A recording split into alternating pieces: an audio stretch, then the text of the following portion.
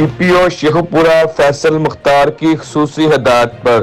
DSP circle Safdarabad Tausif Ahmad की जेर निगरानी SHO थाना सफदराबाद जुल्फकार डोगर ने जानलेवा खूनी खेल की रोकथाम के लिए पतंगबाजी करने और पतंग बेचने वाले अफराद के खिलाफ क्रैकडाउन करते हुए चक नंबर 24 में पतंग बनाने वाले कारखाने में छापा मारकर सैकड़ों पतंगे और पतंग बनाने वाला सामान कब्जे में ले लिया और एक शख्स को मौके से गिरफ्तार करके मुकदमा दर्ज कर लिया। SHO थाना सफदराबाद जुल्फकार डोगर का कहना है कि पतंगबाजी एक खौफनाक खूनी खेल है,